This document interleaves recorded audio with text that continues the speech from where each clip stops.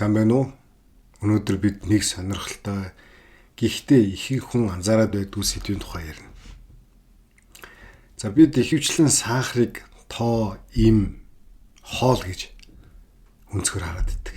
Гэтэл бодит байдал дээр хүн хаана, ямар орчинд амьдарч байна гэдэг нь биеийн хариунд тэр дундаа сахарын доктортой байдалд маш их нөлөөтэй байдаг.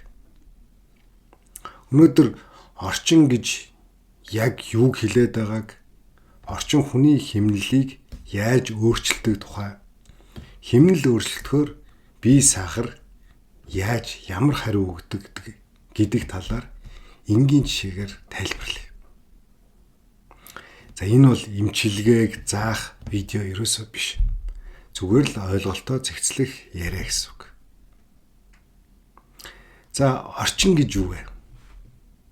Ихэнх хүн орчин гэхээр гоё байшин, цэвэрхэн өрөө, эсвэл бол гоё чимэглэл гэж ойлгох. Гэхдээ орчин гэдэг бол гэрэл, дуу чимээ, зам талбай, яаралгүй, дарамтгүй, тайван байх эдгээрийн нийлбэр байдаг. Өөрөөр хэлбэл орчин болвол хүний өдөр тутмын хэмнэлийг бүрдүүлдэг нөхцөл гэсэн үг. Хүн ямар орчинд байна, тэр орчинд бие нь дасан зохицож эхэлдэг. Тэгэхээр орчин ба энэ хэмнэл гэж уялдаатай ойлголт байна. За жишээ авъя. Хэрвээ байнга яаруулдаг, дуу чимээ ихтэй, тайван суух зай байхгүй, үргэлж шахалтай орчинд хүн байвал яах вэ? Хүн өөрөө ч анзааралгүй хурдан амьсгална. Хурдан идэнэ, хурдан шийдэнэ, хурдан ядарна.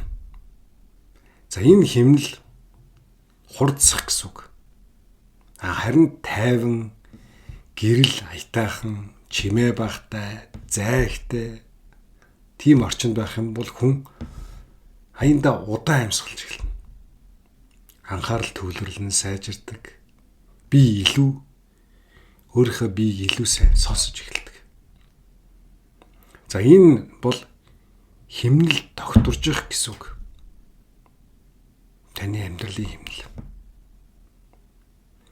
За хэмнэл докторжих гэхээр биеийн ямар хариу үйлдэлүүд үзүүлдэг. Бие бол маш ухаалаг систем гэдээ ярьдаг те. Хэрвээ хэмнэл байнга хурдтай, стресстэй, амрах завгүй байгаад ах юм бол хүний бие аюултай орчинд байна гэж өөрийгөө ойлгодог. Тэгээд хамгаалах горимд орж эхэлдэг. Эрчим хүчээ нөөцлөх хичээдэг гэсэн үг. Өөрийнхөө дотоод эрчим хүч. Докторгүй хариунууд өгч эхэлнэ. За харин хэмнэл жигд, тайван, доктортой ийм байх юм бол хүний бие энд аюулгүй байна гэж ойлгодог. Тэгээд илүү тэнцвэртэй ажиллаж эхэлдэг. Илүү доктортой хариу өгч эхэлнэ. Тэгэхээр хүний бие дотоод тэнцвэр хадгалсан үед болохоор хүн ийм зөв тохионод өгч эхэлдэг гэсэн үг. Тэгэхээр биеийн хариу тохионод сахартай яаж холбогддог гэдэг талаар. Тэгэхээр сахар гэдэг бол зүгээр л нэг цусаа унтах сахарын хэмжээг тоо гаргаад байгаа тоо биш. Биеийн дотоод хариуны илэрлэл нь байдаг.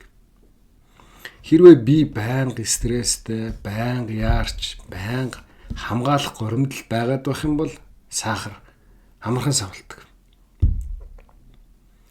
Докторгүй хэлбэлзэн яагаад ингэж байна вэ гэж гайхмар болдог.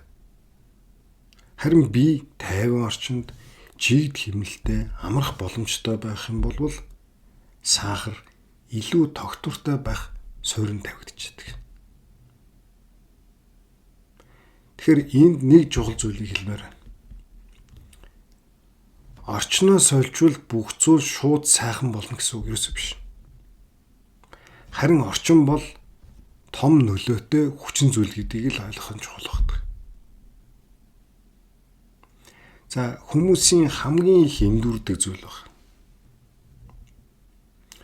За би л болохгүй байна. Миний л сул дорой байдал байгаад байна да. Би л сахараа ерөөсөө барьж чадахгүй байна гэд өөрийгөө буруутгадаг. Би л буруу амьдарч байна да гэдэг. Гэтэл ихэнх тохиолдолд хүний буруу биш, харин амьдарч байгаа орчин химнэл нь хит их ачаалтай байна гэсэн үг. Тэр хүнд дарамт үзүүлж гэсэн үг. Химнэл нь өөр. Амьдрах орчин нь химнэл нь.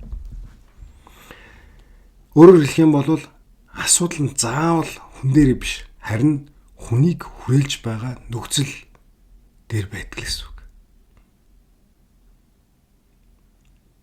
Тэгэхээр энгийнээр ойлгох юм бол өөрийгөө буруутгах нь багасна, айдас нь багасна, бодит өөрчлөлт хийх боломжууд нь гарч ирдэг. За тэгэхээр ямар орчин илүү их дэмждэг вэ? Энд төгс орчин гэж юм бол байхгүй. Гэхдээ жоохон тайван, жоохон зайтай, жоохон амрах боломжтой, жоохон өөрийгөө сонсох боломжтой ийм орчин л байхад химнэл аажмаар тогтворж эхэлдэг хүний бие. Биеийн хариу өөрчлөгдөн, сахарын савлтай харьцах суур өөр болдог. За энэ бол нэг өдрийн, нэг 7 хоногийн шидэж шийдэл ерөөсөө биш. Харин урт хугацаанд бие дэмжих суур нөхцөл гэсэн. Яагаад гэвэл өмнө та маш удаан хугацаанд тэр хэмнэлээр амьдарсан учраас би тийм амархан дасан зогсож хариу үйлдэл үзүүлдэг гэсэн үг. За тэгэхээр дүгнэлт хэлээ. Товчхондоо бол орчин гэдэг бол химнэлийг өөрчилж идэг. Хүний амьдралыг. За химнэлийг өөрчлөх юм бол биеийн хариу өөрчлөгддөг. Биеийн хариу өөрчлөгдөх юм бол сахарын тогтвортой байдалд нөлөөлж эхэлдэг. Тэгэхээр сахар нь зөвхөн хоол, эм, тоо гэсэн өнцгөөс харахаас гадна хүн ямар орчинд, ямар хэмнэлтэд амьдарч байна гэдэг нь бас харж эхлэх маш чухал ойлголт байна.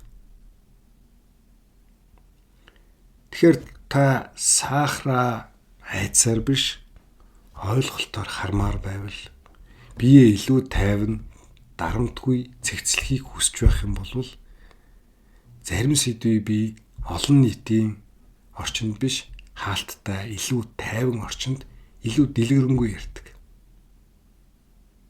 За өнөөдрийн ярианд энэ хүрээд өндөрлөө. Сонссонд баярлалаа.